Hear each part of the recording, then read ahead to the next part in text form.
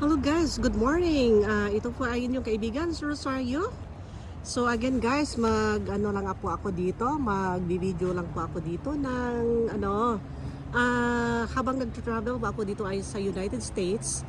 Ito po yung gym na aking nandiyan ako member. Marami namang mga gym dito guys. Isa na itong Planet Fitness, 24 hours. At saka marami dyan. The Crunch, but this is the one mine. So as a traveling nurse guys, mahilig ako lakwat sa buong Amerika. So itong Planet Fitness na guys, maraming location ito guys, multiple in every town sa United States. So lahat ito guys, that includes Alaska kasi nagtanong pa ako diyan. Even in Alaska, they have Planet Fitness over there. So this is where I survive guys kapag nagka-travel ako all over United States, as long as what do you call this? Ano lang guys, yung nasa apps yan nga, Planet Fitness, tapos may sarili kang iba-barcode doon, and then pasok ka lang dyan, ini Planet Fitness, so dyan ka magsa-shower, mag-gym.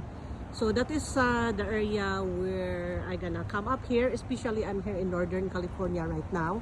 So dito ako pumupunta guys kapag kailangan kong sa shower. Of course you have to shower, every day or every other day. Ganon lang guys, depende kung nasa bundok ako. Kung nasa bundok, doon ako maliligo sa may mga rivers doon, sa may mga streams. Okay guys, so actually ang parking area nila dito ay maluwag talaga. Tingnan mo guys, maluwag kasi maraming mga members din kasi dito Marami akong mga friends na mga traveling nurse din, mga traveling technicians. This is what they do kung sila po ay nag-travel all over United States.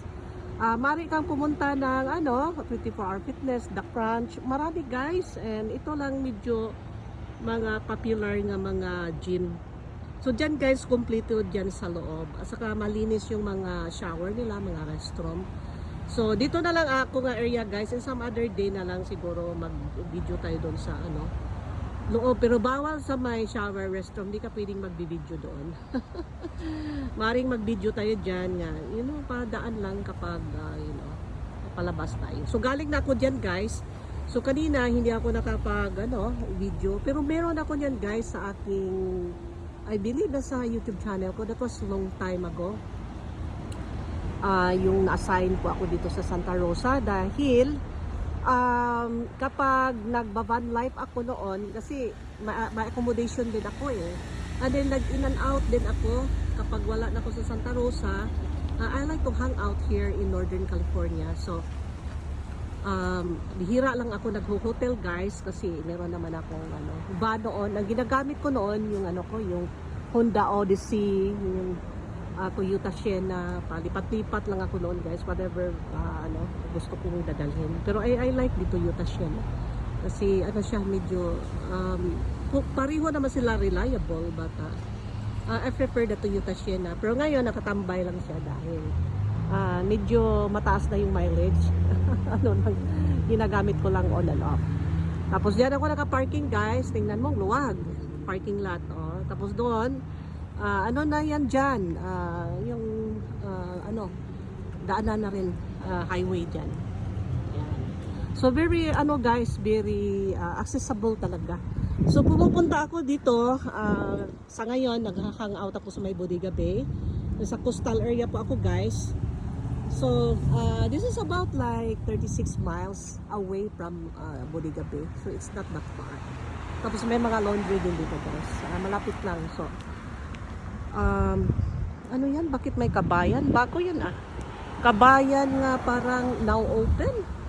Parang bago siya Hindi ko nakita yan dati Kabayan, now open. So parang bago siya nga tindahan ng Filipino store. Okay, so bago. Dati tayo mamaya dyan, baka may magustuhan tayong pagkain. Pero kasi kinakain ko ngayon guys, impossible, mga alaga-alaga lang. Stay away muna ako sa mantika.